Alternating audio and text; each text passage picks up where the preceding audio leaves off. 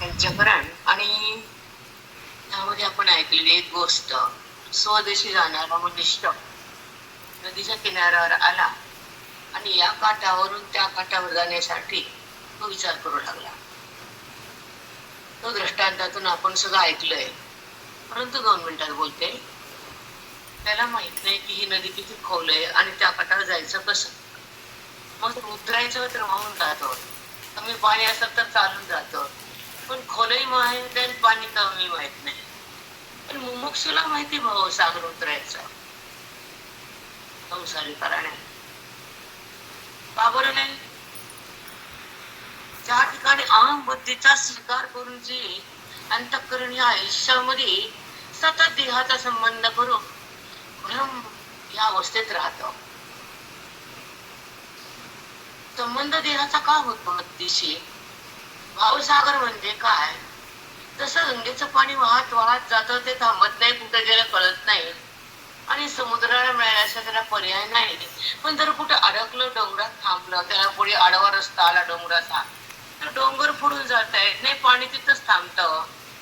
तसं वृत्ती देहापाशीच थांबते.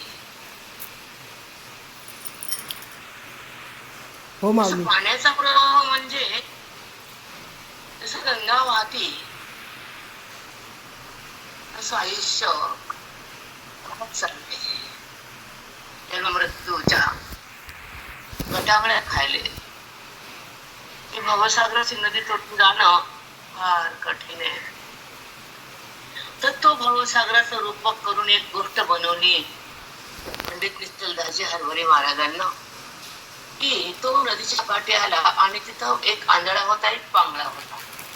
आंधळ्याला विचारलं तर तो म्हणतो असं जा, इकडं जा, तिकडं जा, आणि थोडं पाणी इकडं आहे, जास्त पाणी तिकडं आहे. पण त्याने विचार केला की हाच आंधळा आहे, ह्याला पाणी जास्त कमी कसं काय कळा, ह्याच्या साह्याला जायचं नाही कारण बुडून मरतो ना. पण एक पांगळा होता, आता मला मी पाहिले पाणी किती कमी जास्त, पण हा नदीत उतरून चाललाच नाही. म्हणजे ह्याला नदीची लांबी रुंदी माहित नाही, मग ह्याचं मत बरोबर नाही, ह्याचं बी ऐकायचं नाही, आंधळ्याचं बी नाही, पांगळ्याचं बी नाही. मग एक छान नाला, त्या पायामध्ये डोळा होता, तो नदीतून चालून तिकडे जाऊन वापस आलेला होता. म्हणजे ब्रह्मनिष्ठ सद्गुरु, ज्याला एक आंधळा आणि एक पांगळा, आंधळा म्हणजे फक्त श्रोत्रिय, पांगळा म्हणजे ब्रह्मनिष्ठ, त्याला सांगताच येत नाही. तो अनुभूती बघतो, जीवनमुक्ती बघतो, पण त्याला मांडता येत नाही, लोकांना सांगता येत नाही. जीवाचं कल्याण होत नाही, समोरच्याला साधकाला साध्यापण येता येत नाही, फक्त अनुभव तर ब्रह्मनिष्ठ आहे. तर सुटली त्यांना मी सांगताच येत नाही, मग त्याला बोलून खायचा. जो आंधळा आहे त्याला ब्रह्मनिष्ठता नाही, एकता नाही, नुसतं बोलतो, श्रोत्रिय, अध्ययन करतो, अनुभूती नाही. जर अनुभूती त्यानंच भोगली नाही तर लोकांना काय देईन भोगायला. तो श्रोत्रिय नुसता असतो, तो पंडित असतो, भडा भडा भडा बोलतो, पण अनुभूती नसती. मग बिना अनुभूतीचं कोण ऐकायचं कशाला. हो माऊली. हो माऊली. म्हणून आंधळाचं बी ऐकायचं नाही, पांगळ्याचं बी ऐकायचं नाही, पण जो श्रोत्री बी आहे, ब्रह्मनिष्ठ बी आहे, कृपाळू बी आहे आणि तो जगाच्या कल्याणासाठी आयुष्य व्यस्त बी आहे, तसा सद्गुरूला भेटल्यानंतर आपण त्याचे चरण धरून त्याला शरण जायचं आणि त्याला म्हणायचं की माझा उद्धार करा, माझी बद्धता संपवायसाठी मी काय करतो करूही सांगा, मी बद्ध आहे, माझा अहंभाव संपत नाही. मग कुणाला शरण जावं, हा दृष्टांतावर सिद्धांताकडे यायचा. आता मग आंधळा, पांगळा आणि आंधळ्याकडे आणि पांगळ्याकडे नदीकाठी बसला होता, आंधळा होता. तो पांगळा त्याला पाय नव्हता, श्रोत्रियने एक ब्रह्मनिष्ठ. मग ह्या दोन्ही पदांना युक्त असलेला श्रोत्रिय, ब्रह्मनिष्ठ आणि कृपाळ असा जो अध्ययन केलेला, आयुष्याचे तप झालेला, अध्यात्माधिक बुद्धीला रुजवलेला, वेदांतात जीवन जगलेला, अहंपदाला त्यागलेला आणि स्वशी अभिन्न झालेला, परमात्म्याचा अनुभव आलेला आणि भवसागर शून्य केलेला सद्गुरू भेटला तर मुक्ती वाचून काही भेटत नाही. साष्टांग दंडवत माऊली. त्यात तुम्ही एक शिकायचं, मी भरपूर लिहिले, त्यांनी 4 पानं पाठवले फोटो मला, की तिकडे आपल्या बुद्धीचं काय पालन करावं, कसं काय पालन, की जिला फक्त अहम मध्ये राहता येत आणि देहाला माझं म्हणता येत. जिने देहाचा संबंध केलेला आणि दृश्याला ती भुललेली आहे. जे अंतःकरण दृश्याकडे खेचलेलं असतं. जी व्यक्ती अविद्यात फसलेली असती, जो अहंभाव सतत चालू असतो, तिथं ममत्व थांबतच नसतं. जिथं अज्ञान त्याचा वाद झालेलाच नसतो, नाश झालेला नसतो, मग तो जीवात्मा परमात्म्यापाशी कधी जाईल? नाही जाता येत त्याला. कारण तो जीवात्मा त्याचं स्वरूप विसरलेला असतो. तो जीवात्मा प्रमाता नाम अंतःकरण. आता अंतःकरण कशाला म्हणतात? मला थोडस सूक्ष्म बोलणार आहे आज, तर हातात माझ्या ग्रंथ नाही, विचार धरून बोलते. आता तुम्हाला समजा कोणी म्हटलं तर अंतःकरण कशाला म्हणायचं? आता करण म्हणजे इंद्रिय आणि आत म्हणजे आत असलेलं अंत म्हणजे आत आणि क्रिया करणारे इंद्रिय हे हात येतं, हे कर्मेंद्रिय. हा डोळा, कान, ज्ञानेंद्रिय, त्याला ज्ञान होतं विषयाचं. डोळ्याला रूपाचं ज्ञान होतं, कानाला शब्दाचं ज्ञान होतं, रसनेला नाना पदार्थाचं ज्ञान होतं, नाकाला सुगंधाचं ज्ञान होतं, तसं बुद्धीला ज्ञानानं परमेश्वराचं ज्ञान होतं. हो माऊली. साष्टांग दंडवत. ज्ञानासाठी कर्मेंद्रिय, ज्ञानेंद्रिय आणि पाच पंचप्राण आणि मनबुद्धी तर त्याचा एकत्र येऊन जो मध्ये सूक्ष्म देह बनलेला आहे त्याचा नाश करायचा. तर तो सूक्ष्म म्हणजे लिंग देह, त्याला वासनात्मक देह असं म्हणतात. तर हा 17 तत्वानं बनलेला आहे. पंचप्राण, प्राण अपान समान उदान व्यान, प्राण अपान समान उदान व्यान. मग हे कुठं राहतं? प्राणकंठात राहतो. श्वास घेतो, त्या बॉडीला जिवंत ठेवतो. अपान उदान व्यान समान. एक समान जे अन्न खाल्लंय त्याचा लगदा होतो मधल्या वायूनं, त्याच्या अन्नाचा रस बाहेर काढला जातो आणि त्या रसात नाड्यात पोहोचला जातो आणि त्या नाड्याद्वारे तो रस हार्ट मध्ये येतो आणि हार्ट त्या रसाचा रक्त बनवतो. हा समान वायू करून जो लगदा उरलाय, रस काढलेला, जे खाल्लेलं भाज्या पाला पाणी तळगट तेलगट माती दगड काय खातात दिवसभर, त्याच ते चोथाट बाहेर टाकायला उदाहरण बाहेर फेकले जात. प्राण श्वास घेतो, एक सगळ्या पुन्हा ते रक्त झालेलं पूर्ण मेंदू पर्यंत जातो, तो एक वायू करतो. सगळे अंगात पसरतो, तो एक वायू काम करतो. म्हणून प्राणायाम किती सुंदर आहे, तो शरीरात किती कामदायक आहे. आणि तुम्ही कुणी प्राणायाम करत नाही, श्वासोश्वास घेऊ करतात का? प्राणायाम करता? मन आहे म्हणून मन चंचल आहे. हो माऊली. कळालं? हो माऊली.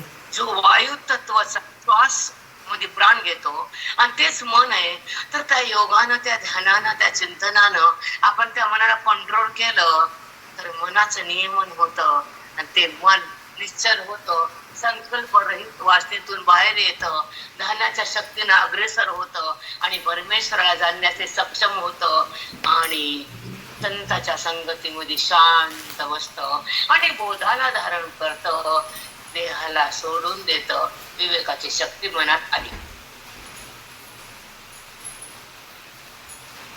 हो माऊली. किती सूक्ष्मता आहे. सोपं आहे? नाही माऊली, सोपं नाही. खरंच आहे. विवेक एवढा सोपा नाही. बापरे, किती सूक्ष्म आहे. म्हणजे तो प्राणाचा रिदम आत घेणे, त्याला रोखणे आणि सोडणे. कुंभक रेचक पूरक. घेणं कुंभक, थांबणं रेचक, तोडणं पूरक. काय चुकलं असं ते बघत बस, मला माहित नाही, आता चुकून जमन झाला. पण ऐका, कुंभक रेचक पूरक हे तुम्ही करता? नाही माऊली. सांगा. नाही माऊली.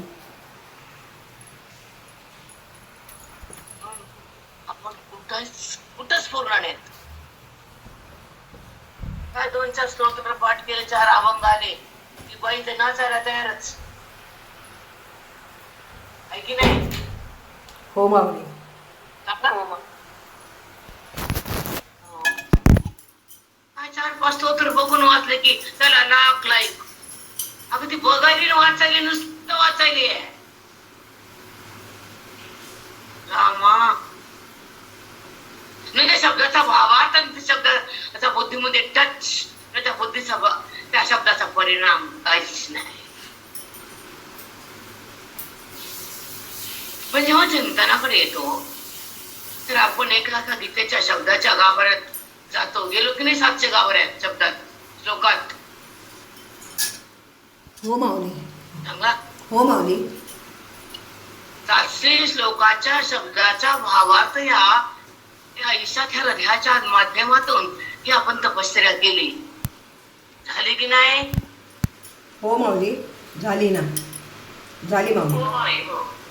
ऐका, तुम्ही वाचन वेगळं आणि त्या शब्दात मन थांबणं वेगळं. हो माऊली.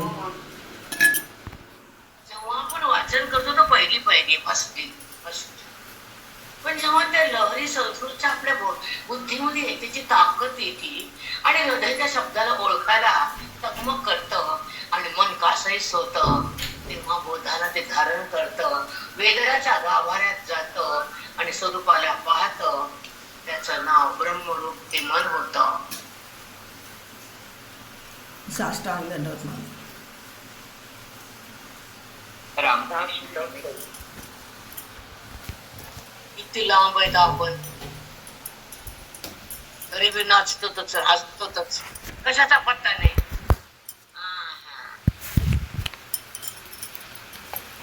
कळण्याचं शून्य, अधिकार न्यून.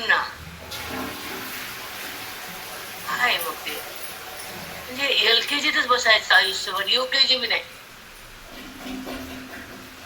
डब्बा खाणे, ड्रेस घालणे, आईला बाय बाय करणे. आई म्हणजे पिढाई गेली घरातली, 3 घंटे नाचायला मोकळी माय. गेलं माय आठवत घातलं शाळेत, निवांत झाले 4 तास. धिंगाणाचं नाही, आता गार झोपते. आता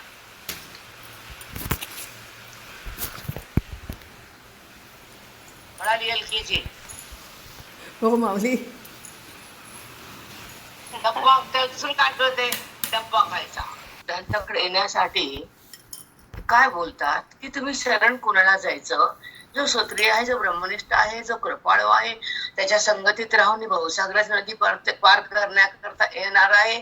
तर अशा सद्गुरूला शरण जाऊन मी कोण हा प्रश्न विचारून परमात्म सत्तेची काय स्थिती ओळखून जो साधक आपल्या उद्धाराची तळमळ करतो आणि अध्यात्माच्या बोधात येतो आणि मनाला तो बोध पकडायला लावतो, तेव्हा मन बोधात असतं, देहात नसतं.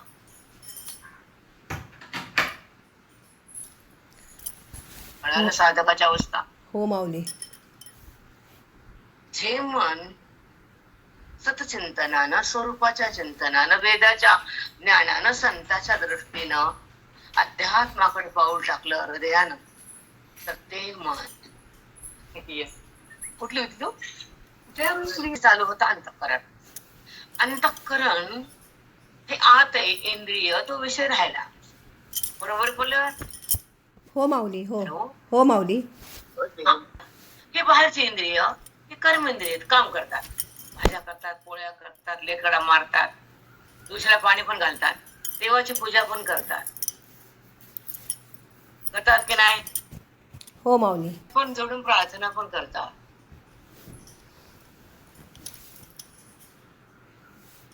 तो हात असा कधी होतो, समोर भगवंत साकार दिसतो तेव्हा हात असा होतो, आणि तो हृदयामध्ये असतो. अंगठी इकडे असतात आणि आत्मतत्व आत असतं. ते हात दाखवतात, जो समोर येतो आत आहे त्याला नमस्कार म्हणतात. हो माऊली. अष्टांग माऊली तुमचं. जेव्हा तो दिसतोच असा आहे हे हात तिकडे आहेत बोट, पण अंगठी इथे तर हृदयाला. हे हृदयस्थान म्हणजे आत्मस्थानाचं माध्यम आहे. त्याच्या आत तो परमात्मा आहे, तो समोर आहे, तो आतच आहे. दोघात भिन्नता नाहीये, पण ही कळण्याची सक्षमता नाहीये. अधिकाराची उणीव आहे आणि अध्यात्माची शक्ती नाही. म्हणून समोर दिसतो तोच आहे आणि मंदिर दर्शन करणारा मीच आहे, हा भेदच आहे. हो त्याचा माऊली. नाश व्हायला पाहिजे वृत्तीचा, तुमचा देवाचा नाही. कारण जीव आत्मा परमात्माचा त्याचा नाशच होत नाही. म्हणजे तुम्हीच ते संपवणं हे लक्ष अध्यात्माचं आहे. हे लक्षात होण्यासाठी अध्यात्माची शक्ती पाहिजे, संतांची संगती पाहिजे, बोधाची पावर पाहिजे, हृदयाला उत्तम जाणीव पाहिजे आणि त्याच्या ठिकाणी तप पाहिजे, पुण्याची धार पाहिजे, वेदाची तलवार पाहिजे, साधूचा आधार पाहिजे. तेव्हा ते परमतत्व परमात्मा बुद्धीमध्ये येऊन देहाचा संबंध जातो, तो मी आहे असं कळतो, भेदाचा नाश होतो, जगद्भाव संपून जातो, सगळ्या दृश्याचा विलय होतो, अदृश्य शक्ती प्रगट होती, जाणीव ईश्वराची येते आणि संबंध देहाचा जातो, तो जीवन मुक्त. इतका तयार होतो. आज परोक्ष आणि अपरोक्ष किनारे त्या ठिकाणी सांगितलं की तुम्हाला भवसागर तरण्यासाठी सुत्रे ब्रह्मनिष्ठ कृपळ महात्म्याकडे जा आणि हे भवसागर तरुण बाहेर या. ह्या काठावरून त्या काठावर पार पडलेला आणि त्या काठावर गेलेला जीवन मुक्त होतो, कारण त्यानं भवसागर पार पडलेला. उत्तर मी पूर्व मीमांसा धर्मशास्त्र, उत्तर मीमांसा ज्ञानशास्त्र, आणि ज्ञानाच्या प्रगतीवर बुद्धी आली, संतांची संगती झाली, बोधाची उन्नती आली आणि हृदय परमात्म्यापाशी गेलं. वृत्तीनं रामपद गाठलं, तिनं देहाला सोडलं. हे ज्ञानाचं काम झालं, संतांच्या संगतीत केलं, अध्यात्माला ज्ञान दिलं, मन रामापाशी आलं आणि संतानं त्याला एक केलं. त्याला म्हणतात बैल तीर गाठला.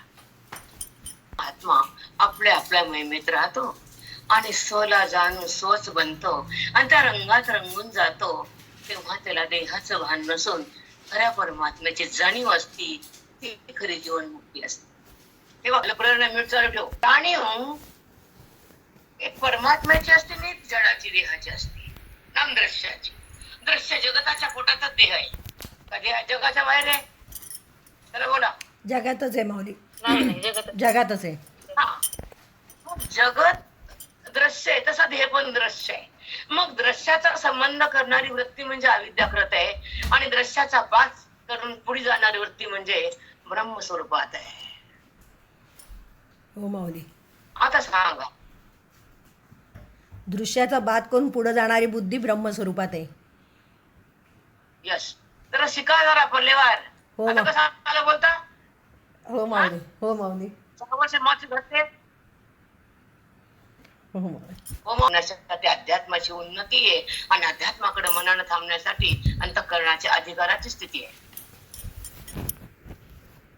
अध्यात्माकडे धाडायचं तर त्या वैदिक शिक्षण द्यायचं आणि त्या बुद्धीला ब्रह्मत्व द्यायचं आणि रामरूपाला व्हायचं, आनंदाला स्वीकारायचं आणि त्या भगवत भावाला जाणून भगवत बनायचं, सोला जाणून सो मध्ये रमायचं. ह्याचं रमणं सोडून ह्याला बाद करायचा आणि जडाला सोडून बुद्धीनं चैतन्यमय व्हायचं. ह्याला टाकायचं कसं तर विवेकानं, वैराग्यानं, त्याला जाण्याचं कसं तर बोधानं, अध्यात्मानं, त्याच्यात एक व्हायचं कसं तर त्या महावाक्याच्या ज्ञानानं. 3 वाक्य सांगितले. ह्याला टाकायचं, त्याला जाणायचं, ते एक व्हायचं, अनुभवात राहायचं, ब्रह्मस्वरूप व्हायचं, परमात्म्याला जाणायचं, परमात्माच बनायचं, जीवनमुक्त त्याला म्हणायचं. डिग्री फार महान आहे, बिना पैशाची, बिना लेक्चरची, बिना हॉस्टेलची.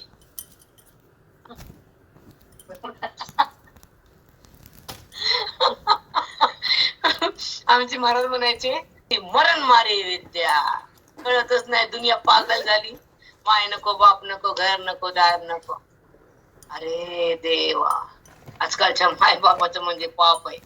तिचा नातवाला सुंदरच्या सुंदर खान मिली खान करू लागले. ते माझ्या पशीची आहे, वही वड आहे, माझ्या पशी आहे, वही वड आहे. आणि ते कृष्णासारखं माझ्या पशी आहे, थांबायला मला लिहू देईन. तो तर सिद्ध स्वयंभू आहे, ज्याला माऊलीने पहिले ओवीमध्ये आत्मरूपाही नाव दिले आणि त्या ओवीला सुरुवात करून त्यांना जीवाला ऐकताना शेवटी ब्रह्मपद दिलेले. तेव्हा अर्जुन मुक्त झालेला आहे. ते आत्मरूप आहे आणि ते आत्मसिद्धी झाली नंतरची ओवी आहे. पहिल्यांदा आत्मरूपात होय आणि नंतर तो आत्मरूप झालेला आहे. आधी सांगितलंय आणि मग झालं. हो माऊली. हो माऊली. साष्टांग दंडवत माऊली. पहिल्यांदा सांगितलंय की तू आत्मरूपा आणि तूच गणेश, मग तेच गणेश झालाय. कळतं का तुम्हाला? काही केळ वाटा, दूध वाटा, केळ वाटा, वाटा पण अज्ञानाला कुटा. हो माऊली. हो माऊली. आम्ही पण वाटत नाही. तुम्हाला उगा हसून बोलतो, विनोद करतो. मी वाटत नाही का? मी तर पागल होते की मंदिरात. गाईच्या खुराच्या इतक्या पाण्यातून तरुण जातो, अगदी सुलभ असते. तसे तरुण जाण्यास सुलभ आहे. आणि परमेश्वर एक आहे आणि तो अद्वितीय आहे, असंग आहे आणि अखंड आहे, व्यापक आहे आणि आपल्या सोबत आहे. नंतर तो कसा कसा आहे तर प्रत्येक आत्मा आहे. तुम्हाला सांगणार मी याच्यावरच. देहत्रय वाचून वेगळा आहे. अनंतर अवस्थात्रयाचा साक्ष आहे आणि पंचकोशाच्या अतीत आहे. त्यातले मेन पॉइंट घेऊन बाकीचे उद्या, कारण हेच एका दिवसात संपत नाही. मला सांगायला 2-4 दिवस लागतात आणि जेवढे लागेल तेवढे लागेल. जसं जमल तसं बोलायचं. आपण काही ठरवून नाही बोलत. पुन्हा ऐका, परमेश्वर एकच आहे. इथून सुरुवात आहे विषयाला. हे शब्द नीट ऐकायचे, नीट ऐकायचे. कधी ऐकले नाहीत आणि कळालं तर नाहीच नाही. वार बदलला की देव बदलतो. बदलतो की नाही? हो माऊली. हो माऊली. मग ते काय समजते तुम्हाला? ते करू नका म्हणत नाही आम्ही. सुरुवात आहे ती आणि कळणं हे आहे. हो माऊली. म्हणजे त्याच्या भक्तीला तो कोणचा आकार घेऊन कुणाला आवडतो तिकडे जायचं. कुणाला हनुमान, कुणाला दत्त, कुणाला महादेव, कुणाला अंबाबाई, काय ज्याला जे आवडून ते आवडू द्या, पण त्याच्या शक्तीतून पुढे या आणि मुक्तीचा स्वाद घ्या.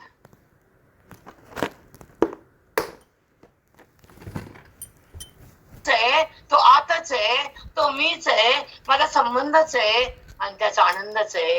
हा आनंद बाकीचा खोटाच आहे. तो आनंद सत्य आहे, तो टिकणारा आहे. तो आनंद जाणारा आहे, तो परमानंद आहे आणि न टिकणारा विषय आनंद आहे. समजून घ्या. मग एकातून अनेक झाले, एकच नाना झाले आणि नानात्वामध्ये एक पाहणं ते अद्वितीय होणार. मनिष्ठ असत, बोलणारा नाही, ठरणारा तर नाहीच नाही. सत्य ते सत्य असतं. परमात्मा हा जगतात सत्य आणि व्यवहारामध्ये वाणी पण सत्य आहे. कारण पांडवाला न्याय दिलेला आहे,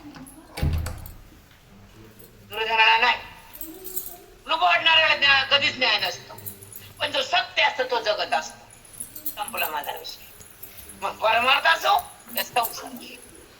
सत्य म्हणजे आत्मा आहे, सत्य म्हणजे तो व्यवहार आहे. ज्याच्या व्यवहाराचा पत्त्याला दिलाच पाहिजे.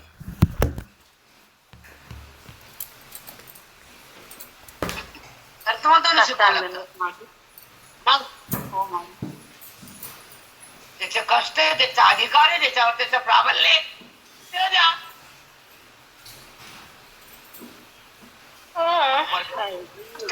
व्यवहाराचे कष्ट आहेत.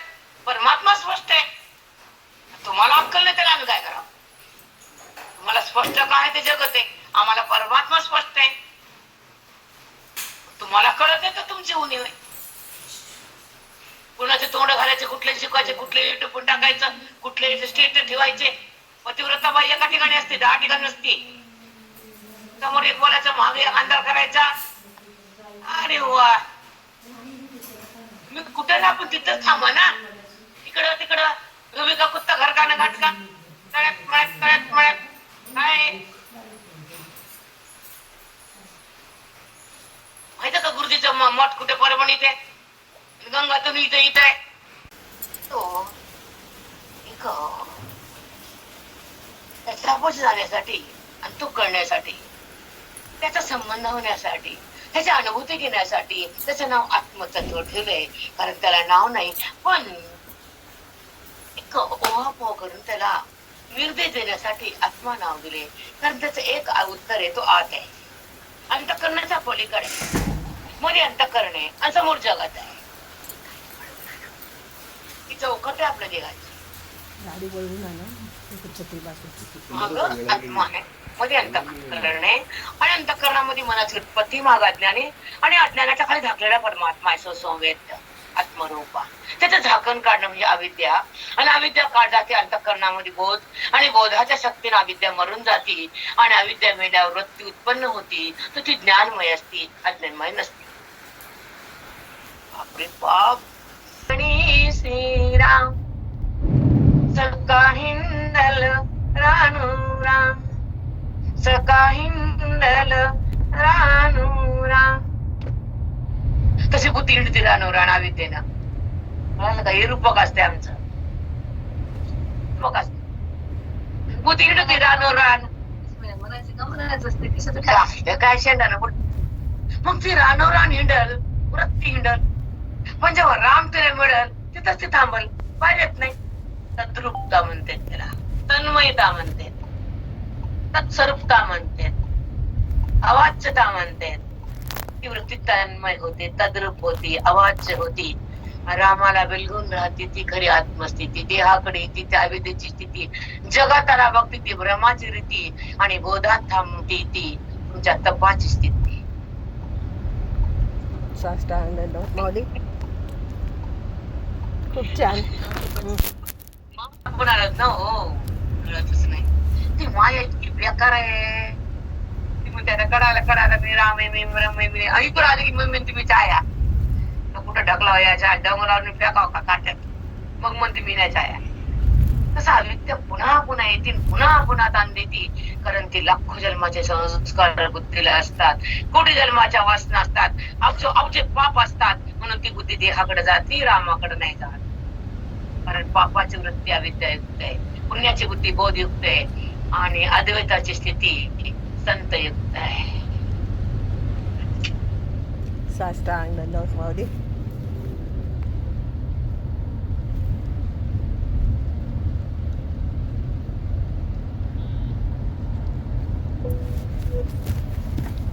होती ज्ञानाची निवृत्ती अज्ञानाची प्रतीती सुखाची प्राप्ती आत्मत्वाची भेट हरीची आणि तन्मयता त्या आत्मपदाची.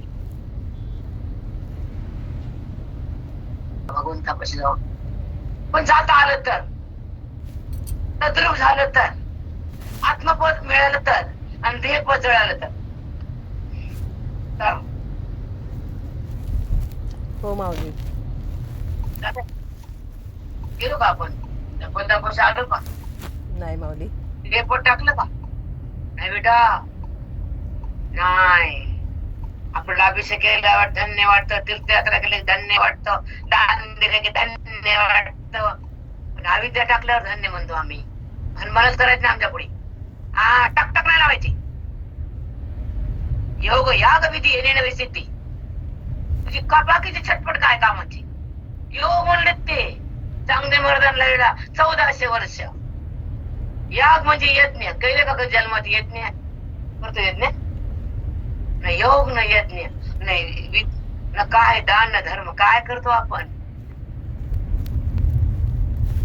नवे सिद्धी सिद्धी म्हणजे ज्ञानसिद्धी साधना ज्ञानाची आणि साधन श्रवण आणि साध्य परमात्मा ह्याला म्हणतात सिद्धी. योग याग विधी येणे नवे सिद्धी वायाची उपाधी दंभ धर्म. उपाधी ही योग याग तीर्थ यात्रा आहे ज्ञानाच्या माध्यमातून हे उपाधी आहे कटकट आहे. खरं नाम कळालं राम मिळालं नाही बुद्धीला तो कळाला नाही आणि बुद्धी तिकडे वळाली नाही आणि त्या रामापाशी ती एक झाली नाही तिला ब्रह्मपद आले नाही तिच्या अविद्या तिने टाकलेली नाही आणि द्वैत सोडलं नाही अद्वैत तिला मिळालं नाही तपश्चर्या झाली नाही संतांची संगती केली नाही अध्ययनामध्ये श्वास आले नाहीत परमात्म्याचा ध्यास झाला नाही त्याची प्राप्ती केली नाही मरुस्त संसार केला माती दिली. तुम्ही नाही तुम्ही छान. योग याग विधी येणे नवे सिद्धी वायाची व्यर्थ आहे उपाधी म्हणजे मी म्हणलं मी आणि म्हणलं अरे बा पुण्य तुझ्या खात्यात घे आणि भोगायला पुन्हा खाली घे पण हरी झालं तर भोग नाही, जन्म नाही, देह नाही, वासना नाही, विद्या नाही, वृत्ती नाही, तू नाही, मी नाही, जगत नाही, जीव नाही, आणि त्या आत्मपदा वाचून भिन्न नाही, तू माझा आहे, मी त्याच्यात आहे. ही वृत्ती आहे, पुन्हा पुढे ती शक्ती आहे, पुन्हा अनुभूती आहे, आणि ती प्रतीती आहे, ही नवृत्ती आहे. मज माझी झाली अनावर वाचा, तन्मया नामाचा घेत नसे. जर नामानं अनावर होतो तो ज्ञानावर आम्ही काय होतो? उत्तर द्या. तर ज्ञानानं मी काय झालो याचं उत्तर द्यायचं ना, तुम्ही देणार. आणि ज्ञानाने एका शब्दात द्यायचं, ते सतरा शब्द वापरायचे. मज माझी झाली अनावर वाचा, ते ऐकत नाही, नामच घेते, तिला काय कळत नाही, ती नाम नाम नाम नाम नाम नाम. आता पुन्हा ज्ञान ज्ञान ज्ञान ज्ञान. नामानं अनावर झालो आणि ज्ञानानं आवरण रहित झालं. नीट बोलत जाओ. काही मिनिटात दगड मारायचा, लागला तर लागला, आणि हुकला तर हुकला, हुकला तर हुकला, आणि ज्ञानानं आवरण रहित. समजा काय कसा तुझ्या तुमचं मी नाव ठेवणार नाही. माझी लेकर येतं तेव्हा लेखन म्हणजे देहाचं भान नाही, पण नंतर पुन्हा देहावर येतो आपण नाम घेत संपल्यावर. पण इथं तसं नाही, पुन्हा देहाचा बाद झाल्यावर भगवंतावर ते कुठे जात नाही, आणि कुठे गेलं त्याच्यावर अनुभूती होत नाही. ह्या विषयी मला फार सांगायचा होता. कितीतरी दिवसापासून तकमक होता जीव. हे जे लोकांना जे बुद्धीमध्ये मानलंय ना, बुद्धिमान्य हा रोग आहे. खरंच आहे, त्यांना आलं करताच येत नाही. जे आहे ते आपलंच करू. अरे बाबा, अनावर होणं म्हणजे बेधुंद होणं, पण अज्ञान जाणे का सांगा. पण नामानंतर ज्ञानामध्ये प्रवेश व्हायला नाम लागतं, आणि मुक्तीला ज्ञान लागतं. प्रवेश आहे हा. किती मूर्खाचा बाजार आहे. नंतर नाम घ्या, नामी घेऊ नका म्हणतात का? अरे तुम्हाला सांगितलं कलीमध्ये नाम ठीक आहे ना, पण त्याच्या अनुभूती त्याचं ऐक्य नामानं नाही, त्याचं ज्ञान वेदा वाचून नाही, तो प्रगट होतो बोधा वाचून नाही, आणि त्याची प्रतीती महावाक्या वाचून नाही. तुझं नाम कुठं खातो रे? माकडं कुठलं? आवाज देणं. आणि त्याची प्रतीती म्हणजे त्याच्याशी समरस होणं. अकलीचे कांदे गळे मूर्ख लोक, अकलीचे कांदे ज्ञान गाव गोंदू. आम्ही म्हणलं का गाऊ नका म्हणून? किती जग आसमान आहे ग, पाठात आल्यावरच कळालं का असं. किती मूर्खरण राहील. नामानं अनावर होतात आणि ज्ञानानं ब्रह्मरूप होतात, आवरणाच्या बाहेर येतात. जो जीवात्मा अज्ञानात होता, अनादिकालापासून लाखो अब्ज जन्मापासून त्याचा संबंध उपाधीचा होता, वेदवृत्तीचा होता, आणि सत्य जगताचं होतं, हे तिन्ही नाश पावतं, आणि परमात्म्याचं मिलन होऊन अज्ञानाच्या वृत्ती बाहेर येते. ती वृत्ती म्हणजे जीवात्मा. तो जीवात्मा परमात्म्याच्या मध्ये समरस झाला, आत्मानुभव आला, अद्वैतीचा वाटा घेतला, आणि द्वैताला संपवलं. त्याला म्हणतात ज्ञान.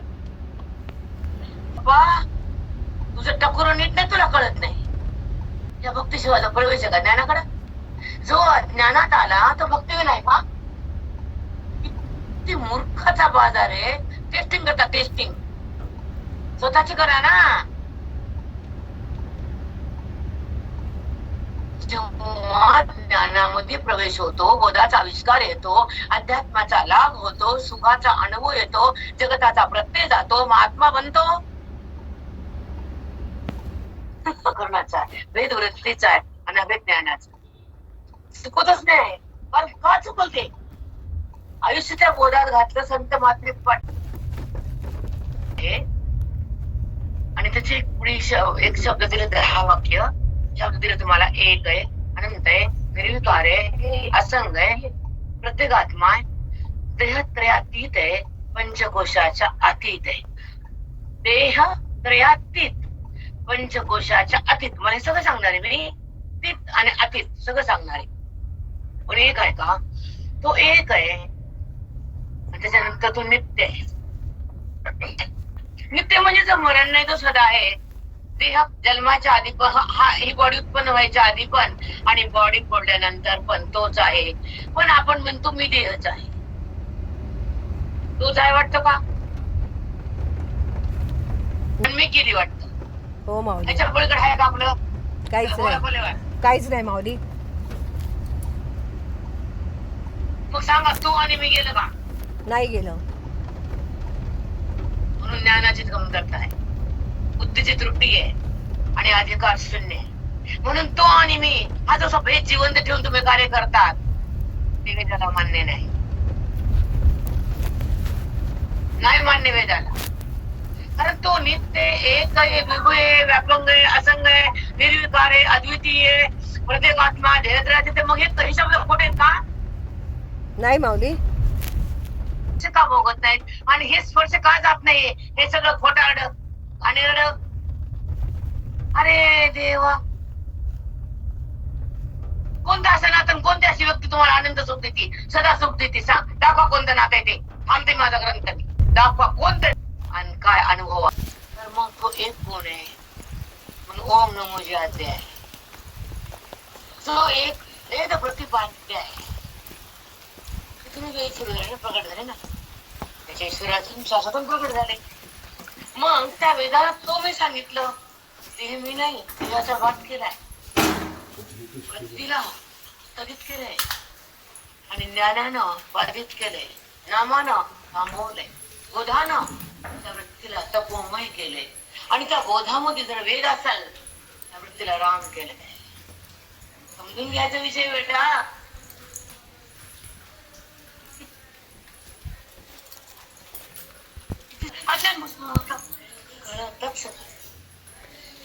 मग अज्ञान भस्म करावं हे जगाला पटत नाही. जग भगवंताकडं बुद्धीला पाठवत नाही. भगवंताकडे बुद्धीनं जाणं म्हणजे साधक आणि भगवंत होणं म्हणजे सिद्धता आणि त्याची अनुभूती घेणं म्हणजे मोक्षता.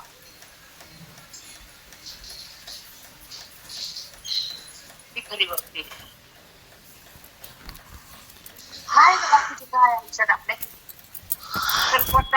फडफड जीव म्हणजे हो शांतता येते जेव्हा आध्यात्म बुद्धी होती, जेव्हा देहातून ती बाहेर जाते, निघते, सोडतीच नाही ना ज्ञानानं.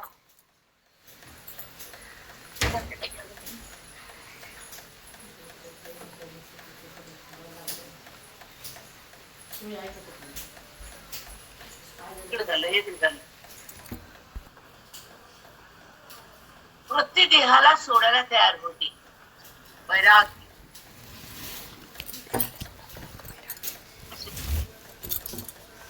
आणि जोडते तर वासरते. देहाच्या तर आहेच की वृत्ती सगळ्यांना कदाचित टिकलेली. ते माझा देह म्हणते, पंचभूताला धारण करते, विषयाला भोग घेते आणि वासनेला उत्पन्न करते. ही अज्ञानाची स्थिती.